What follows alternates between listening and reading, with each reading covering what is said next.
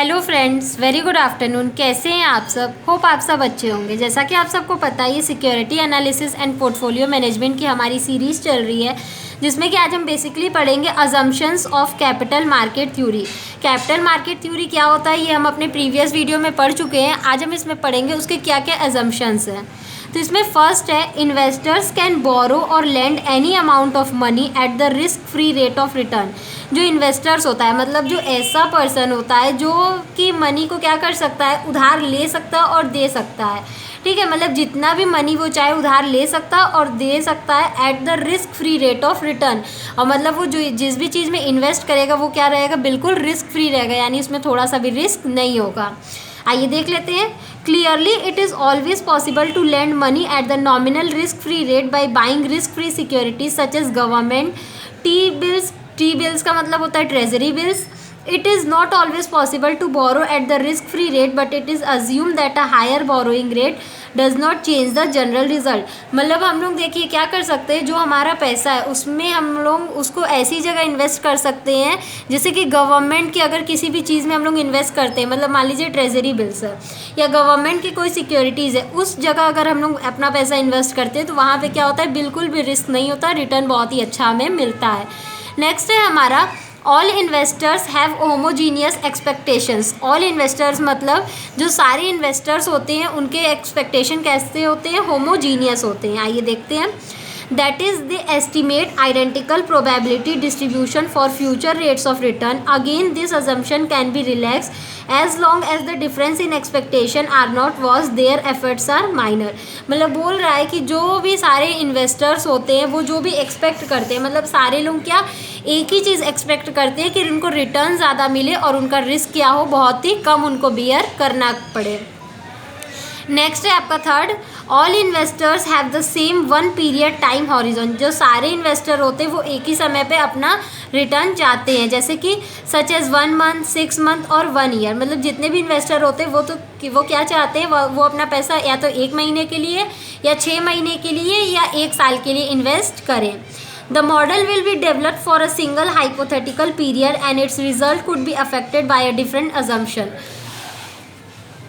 A difference in the time horizon would require investor to desire risk measures and free assets that are consistent with their investment horizon. मतलब जो बोल रहा है कि सारे investor जो होते हैं वो बेसिकली क्या होते हैं, अपना पैसा या तो 1 महीने के लिए, 6 महीने के लिए, 1 साल के लिए इन्वेस्ट करना चाहते हैं। क्योंकि देखिए कोई भी इन्वेस्टर होता है उसके पास मतलब बहुत ज़्यादा टाइम नहीं होता है, क्योंकि वो हमेशा सोचता है कि उसको शॉर्ट पीरियड में उसको बहुत ही ज़्यादा रिटर्न वापस मिल जाए। इसलिए वो जो भी अपना पैसा होता है वो क्या करता है, थोड़ा थोड़ा इन्वेस्ट करके थोड़े थोड़े समय के लिए इन्वेस्ट करता है। नेक्स्ट है investment decision criteria. Investors who are risk averse have their portfolio decision acts on security its expected return and in standard deviation criteria. Investment decision criteria का मतलब होता है जो भी इन्वेस्टर है जो अपना पैसा इन्वेस्ट करना चाहता है वो पहले बहुत सारे पोर्टफोलियो को देखता है, उसके रिस्क को देखता है, उसके स्टैंडर्ड डेविएशन को मेज़र करता है, उसके रिटर्न को देखता है कि किस पोर्टफोलियो में, किस सिक्योरिटी में इन्वेस्ट करने में उसको कितना रिस्क लेना पड़ रहा है और कितना रिटर्न उसको मिलेगा। नेक्स्ट है आपका, ऑल एसेट्स आर मार्केटेबल। सारे जो एसेट्स होते हैं वो मार्केटेबल होते हैं। All assets including human capital can be sold and bought in the market. सारे एसेट्स होते हैं जो ह्यूमन के पैसे होते हैं, मतलब जो पर्सन अपना पैसा इन्वेस्ट कर रहा है सिक्योरिटीज़ में, वो भी मार्केट में ख़रीदा और बेचा जाता है। नेक्स्ट है आपका, देयर इज़ नो इन्फ्लेशन और any change in interest rate. Inflation में या कोई भी इंटरेस्ट रेट में चेंज ना होना, और inflation is fully anticipated. This is a reasonable initial assumption and it can be modified. ये एक ऐसा एक अनुमान लगाया जाता है कि इन्फ्लेशन में और इंटरेस्ट रेट जो होता है वो एक पर्टिकुलर पीरियड ऑफ टाइम में चेंज नहीं होता है। नेक्स्ट है आपका 7, देयर आर नो टैक्सेस और transaction cost involve in buying and selling assets. This is a reasonable assumption. In many instances, neither pension funds nor religious groups have to pay taxes, and the transaction costs for most financial institutions are less than 1% on most financial instruments. Again, relaxing this assumption modifies the result, but it does not change the basic thrust. क्या बोला जा रहा है, there are no taxes और transaction cost involve in, अगर हम लोग कोई भी एसेट्स को खरीद या बेच रहे हैं तो हमें उस पर भी कोई भी टैक्सेस नहीं देना होगा। जैसे कि यहाँ देखिए बोला गया है, neither pension fund nor religious group have to pay taxes, ना ही पेंशन फंड वालों को ना ही रिलीजियस ग्रुप वालों को कोई भी टैक्स पे नहीं करना पड़ेगा और उन पे किसी भी तरीके का ट्रांजैक्शन कॉस्ट नहीं लगाया जाएगा। नेक्स्ट है आपका देखिए 8, all investment are infinitely divisible, जो सारे इन्वेस्टमेंट है वो क्या है आपके इनफाइनाइटली डिविजिबल होते हैं। इसका मतलब देखिए क्या है, which means that it is possible to buy or sell fractional shares of any assets or portfolio. This assumption allows to discuss investment alternative as continuous curves changing. It would have little impact on the theory. इसमें देखिए बोला जा रहा है कि अगर कोई investors चाहे